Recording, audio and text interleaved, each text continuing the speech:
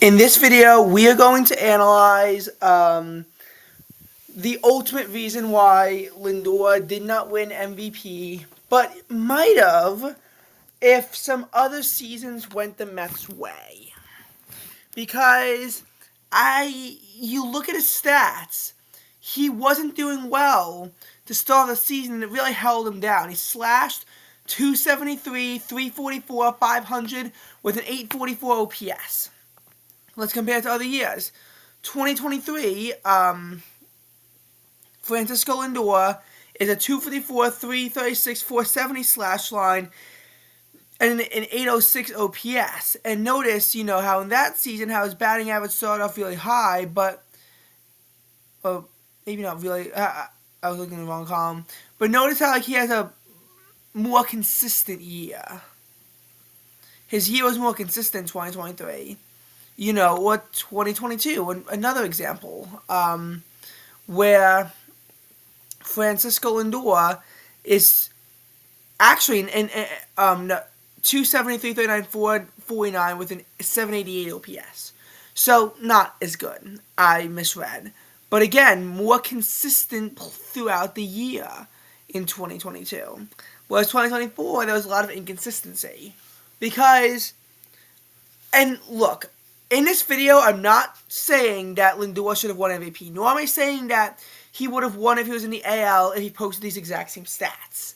But if he was in the AL, I'm going to make an argument as to why he might have been able to have won it at the end of this video. Even though it involves a lot of speculation. But first, we have to go over to Lindor's horrible start. 3 games against the Brewers in March, and he has a .083 batting average with a 154 on base percentage, and a .083 slugging percentage. He manages one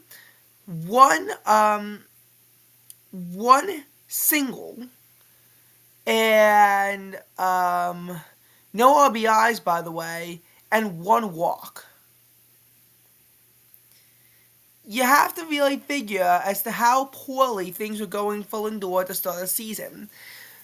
I mean, through their first, through the first 8 games of the year, he had a .032 batting average, and he managed 2 hits. Oh, no, 1 hit. He managed 1 hit, scored a run, not a single RBI to start off the year either. Actually, he did get an RBI. 1 RBI, .032 batting average, 184 on base percentage, 032 OPS. His RBI was on a sac fly. It was a sac fly. And by the way, just so you understand, when there's like a runner on third in a situation, as to how it works, if you get out, if it's a sacrifice fly, you get charged to plate appearance, so it affects and it lowers your on base percentage. The same way walks helps it, but it does not count towards your batting average. If you get a ground out or a force out, you are charged in that bat, but you still are given RBI credit. I think the reasoning is because they try to protect the plate and shave off a run because a run is more valuable than an out in those cases. So you still get the RBI credit because at least you manage to hit into a way where you allow the runner to score. If you ground into a double play, and other double plays, like if a runner gets doubled off, like they get picked off at first, or they sacrifice into a double play, or something along those lines, if it's not the batter's fault, they don't ground into the double play, they'll still get RBI credit. But if they ground into the double play, they won't, because 2 outs is more valuable than the run. They could have protected the plate, but they chose to instead get 2 outs in 1 shot. That's basically the logic behind that. Just wanted to briefly get that out of the way. And, you look at Lindor. He had a 2-for-5 game against the Reds in a victory on April 7th, and that was his best game so far. Getting an RBI off of a homer, and he got another double, so he was having a productive game that game. And his batting average, finally began to climb, but it was still .098 as of April 11th. It wasn't until later on where it began to climb up. And when he finished April, there were points in the month of April where he was above the Mendoza line, but he finished the month at 197, 280, 359. Just offensive futility. His April stats, again, 685 OPS, 210, 294, 390 slash line. He was worse than DJ Stewart at that time. He had 11 RBI, 4 doubles. He had 5 homers, but he was just not doing good. He was just having a really hard time at the plate in April. And this is when the Metros were switching regimes, and we'll get to more of that. And his offensive futility, continued for a while. May, he finishes with 9 doubles, 4 homers. I mean, his offensive stats actually improve at the end of the month, and we'll get to why, sort of. But he's batting below the Mendoza line as late as May 21st. He had a .198 batting average with a 271 on base and a 349 slugging, 620 OPS as of May 21st. That's just really late in the season to be, below the Mendoza line. There were many games where, he didn't have a big breakout game. I mean, I guess he had a really good game when he went 4 for 5 on the 24th against the Giants. But besides that, he was good in the clutch at times. He was still a clutch person. He still, when the game mattered the most against the Cubs on May 2nd, and, just what was a crazy game, we did see Lindor hit that walk-off double. And he did go 2 for 3. He did finish the day with 4 RBIs. And you even look at the batting averages at that time. He's barely higher than DJ Stewart. He's the same as Joey Wendell. He's well below Beta, Beatty, McNeil. He was just playing poorly. And he had his moments, of course. He had his moments, but there was just a lot of futility involving Francisco Lindor, I feel like. And then I feel like something happened. So, he went 2 for 5 against the Guardians on the 22nd in a 6-3 loss. And even though he didn't really do anything well, actually, they were 2 doubles. Didn't get an RBI. He did get 2 doubles. That helped the stats a lot. And then the next game, he went 2 for 5 against the Giants in the 8-7 loss with the bullpen blew. And then he went 1 for 4 against the Giants the next day and the day after that. But his averages were so low at that point that they were still ticking up. Of course, going 1 for 5 against the Dodgers in that loss hurt his average. And, it was 211, 279, 372, 652 OPS when he had that players-only meeting. So he was still, not at the Mendoza line, but he was still not playing well. But then something happened. He calls that players-only meeting. And, this is where the team really turns it around. And Francisco Lindor then went 4 for 4 with a homer and 2 RBI in their 3-2 win against the Arizona Diamondbacks. And that's how he finishes 229, 297, 403 with a 699 OPS at the end of May. It was just that. And then we're like, is Lindor starting to turn it on? Because you look at his stats. They, improve significantly after this point. Significantly improve after this point. His numbers are going up, in a massive way. We're seeing Francisco Lindor really start to lock in at the plate. His June stats were really good. His June stats were really good. 290, 351, 520 with an 871 OPS. Of course, the Mets offense in June was also really good as a whole. You look at the Mets, and, you know, and I'll show you this briefly, but for the Mets, they had three really good. They had one really bad month in May. They had two meh months in April and August that I don't want to say were bad months for the Mets. They did finish those months over 500, but they weren't exactly good months for the Mets. They played mediocre in both April and August. But you look at the months where the Mets popped off in, and you see June, it was more about the offense that was just firing on all cylinders. Their pitching wasn't great. Their pitching wasn't great. They frequently allowed a lot of runs, And in July, it was like, by that point, it was starting to get a bit more balanced, where it was sort of both offense and pitching, but a lot of it was still on the offense, just lighting teams up at will. Whereas you compare it to September, where even though the MVP talks are heating up, but then he gets injured, and that's just a fluke occurrence. We'll get to that later. We see that a lot of these wins are more based on the pitching than anything else. But as far as Lindor, we continue to see him improve significantly during the month. Significantly. He gets a huge tick when he went for 4 in the Mets shellacking of the Texas Rangers. And he had 2 RBI in that game too. Granted, it was a 14-2 bloodbath, so the fact that he got these major stats isn't quite as impressive when, again, you realize that Francisco Lindor, when you realize Francisco Lindor and what was just really beating up a pitcher. They get 22 hits. You look at their at bat total, and 4 for 6. You look at it, 4 for 6, 7 for 10.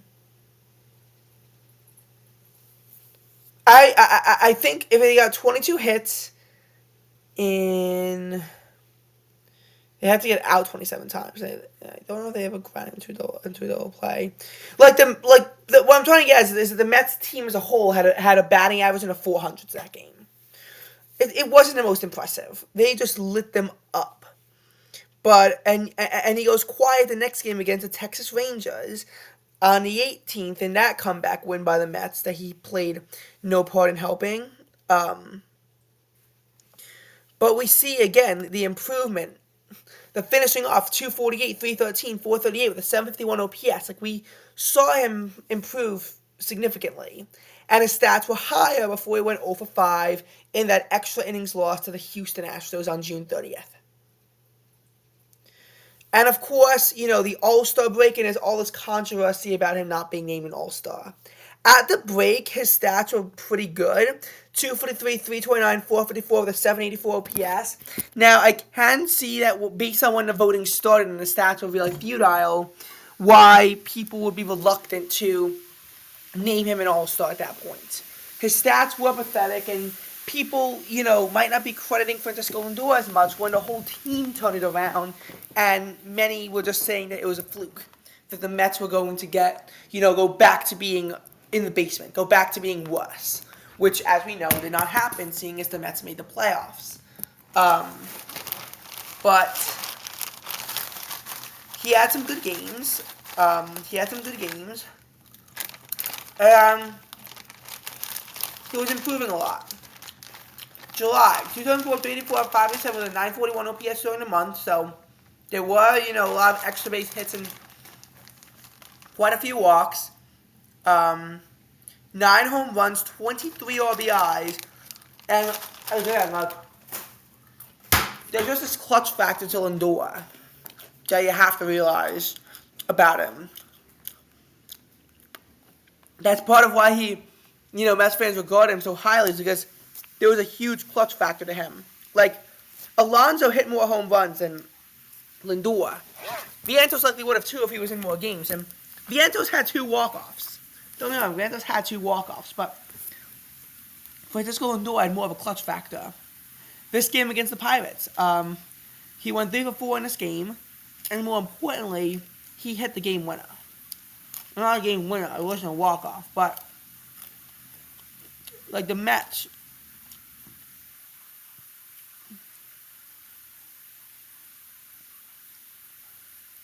pretty much at knife's edge because they had 2 strikeouts in a row. They have a 13% chance of winning this game.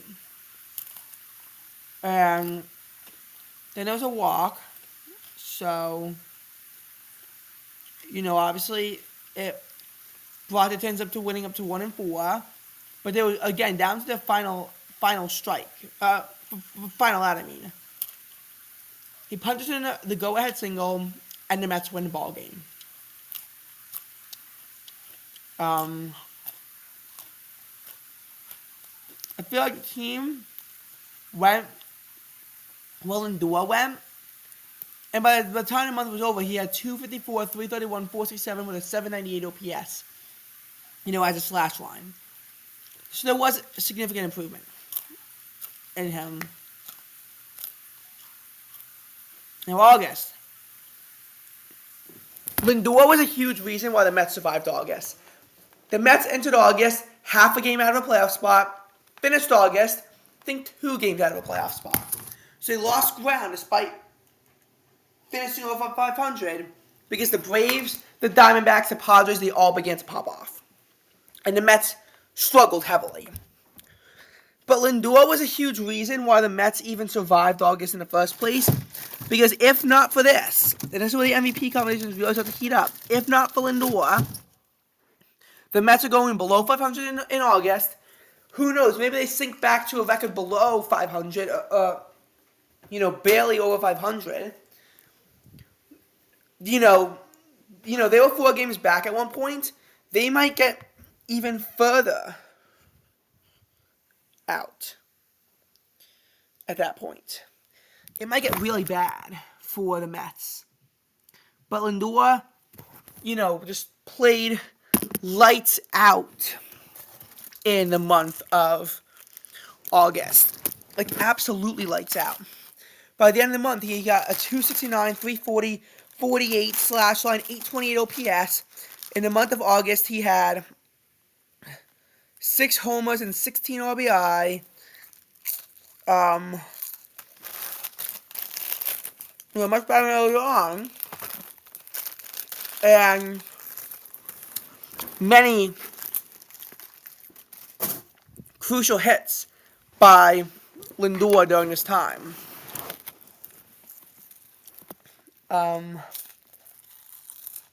Who else got?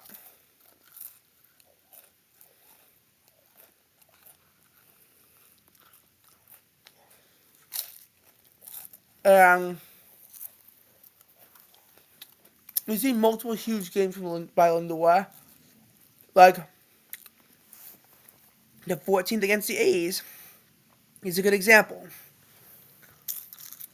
And I know those are 2 instances of like robbery. Robbery is when Lindor should have hit a home run but didn't. Like when he was 4 feet shy of a home run, it turned into a fly against the Marlins, and they lose that game.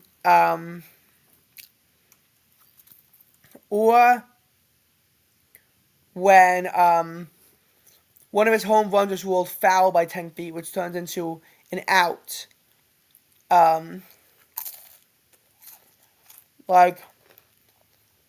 That's what I mean by he got really close. That's what I mean when he got really close.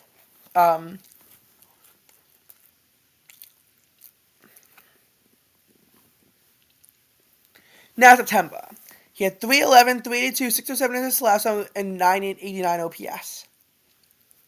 Technically even higher than August. Now, he didn't play for a while, though.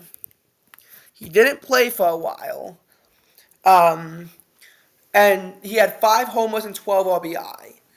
There were MVP chants every time he comes up. Because there's so many games where he hits a homer in. On the first against the White Sox, he hits a homer. He hits a homer on the 3rd against the Red Sox. The 11th against the Blue Jays in a really clutch situation.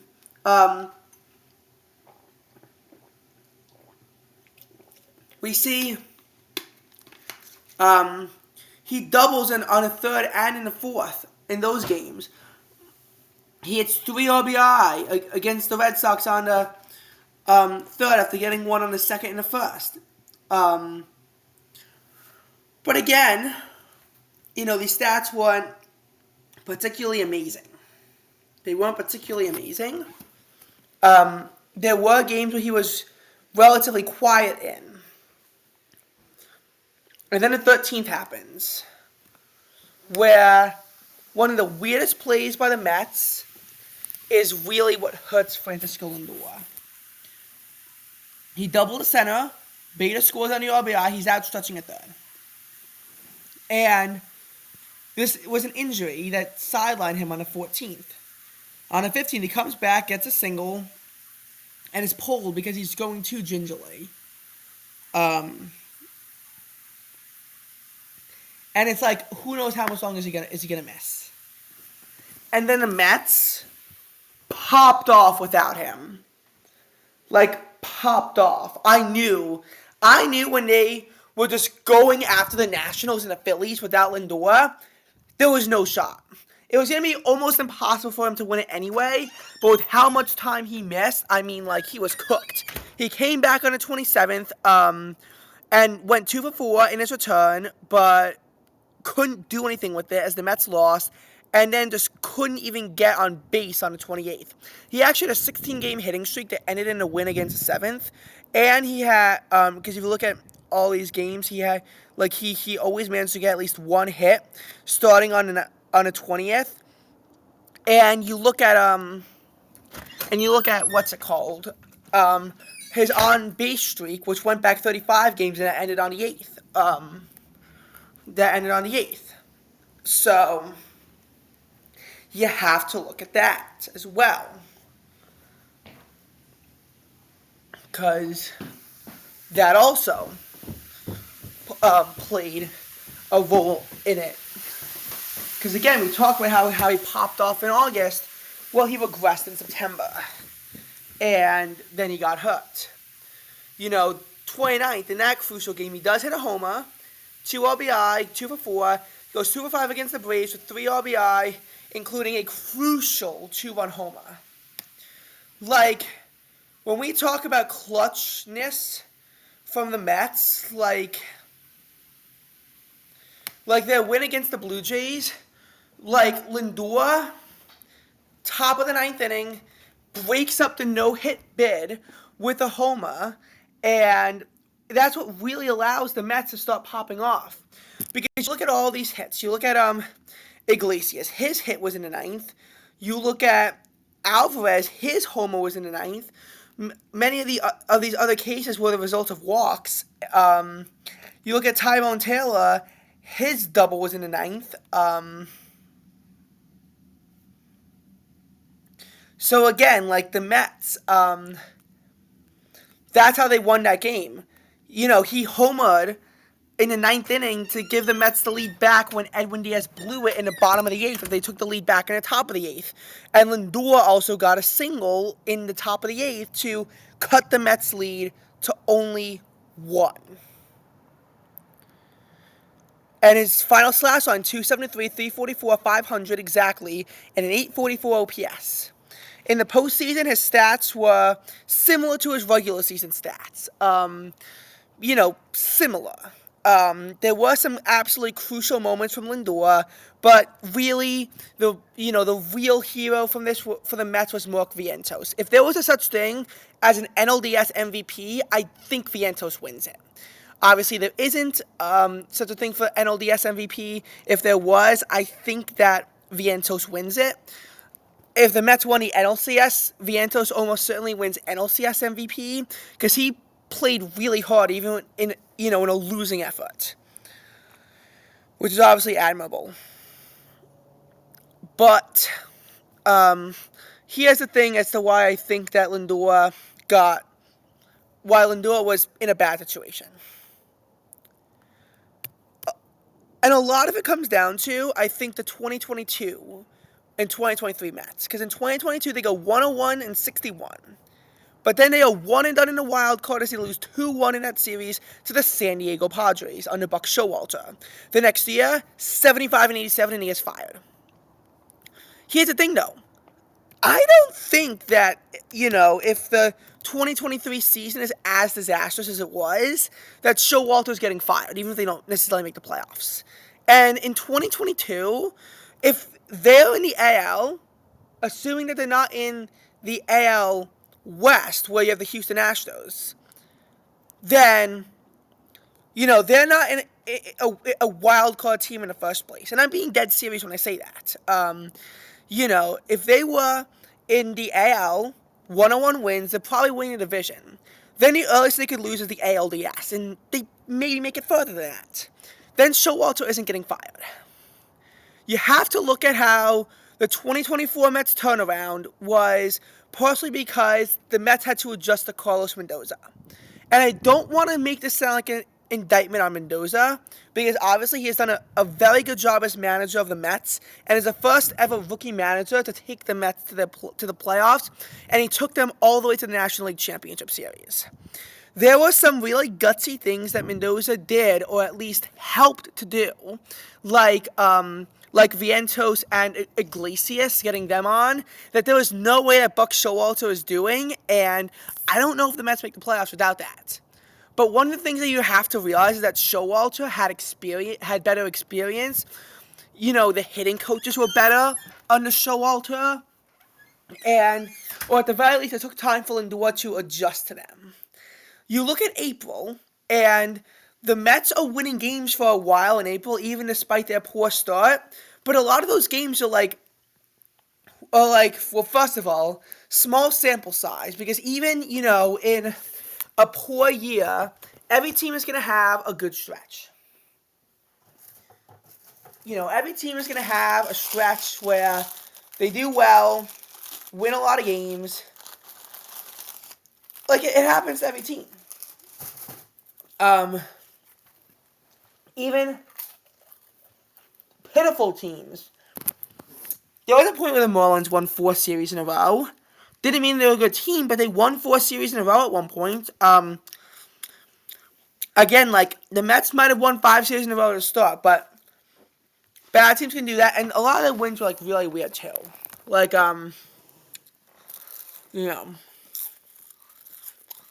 the most comfortable wins.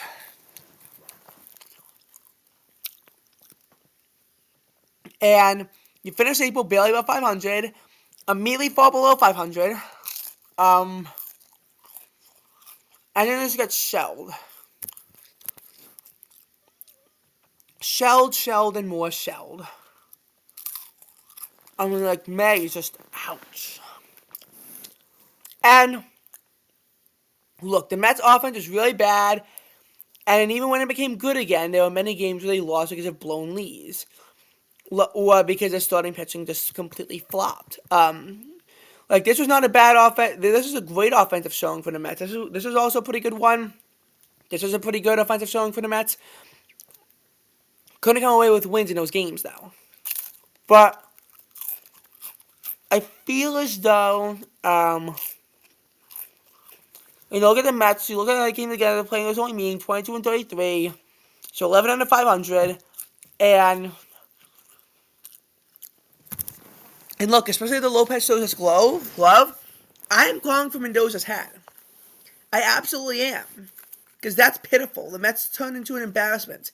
5th worst team in the MLB, and on a trajectory to become the worst team in the MLB. Their turnaround from 24 and 35 on, shocking.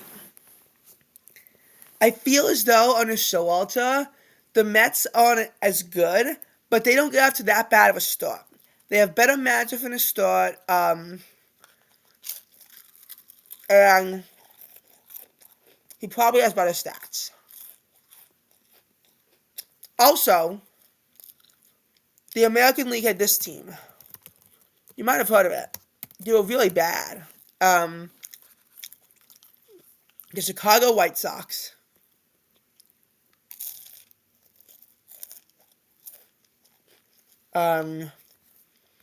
Just pitiful. Downright pitiful. the White Sox. They start bad, don't get any better. And that's what I'm saying. That even bad teams have good stretches. Well, they went 6-2 in the stretch. Actually, you want to extend it even further? They went 8-4 in the stretch. Won still has to win. Well, not win, but they played 1, 2, 3. They played 4 series. They won 3 of them. And then just oof.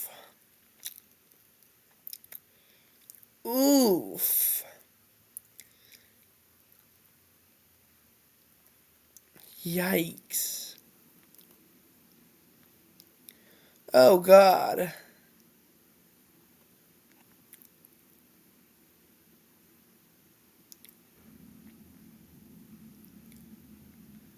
I mean, the team turning around a bit in September. I will give them that. Like, they finished off the year 5-1 with some dignity. But going up against that team, it's very easy to ambush them and score a ton of runs against them. If the Mets had more of that, maybe Lindor would have done better too. It's tough to say. Obviously, the injury, though, was a fluke. And not only that, but you have to look at what happened in the games that Lindor didn't play in. They lost on the 14th without him. They lost on the 15th, and he only, had one at bat, and the Mets didn't capitalize on it at all. But then they walk off the Nationals in this game on the 16th. 17th, 18th, and 19th, they absolutely just go off offensively. 20th, they suck, but they wouldn't have won with Lindor either. 21st and 22nd, getting it done without him. 24th, I mean, they suck, but they would have sucked with Lindor too. I mean, like,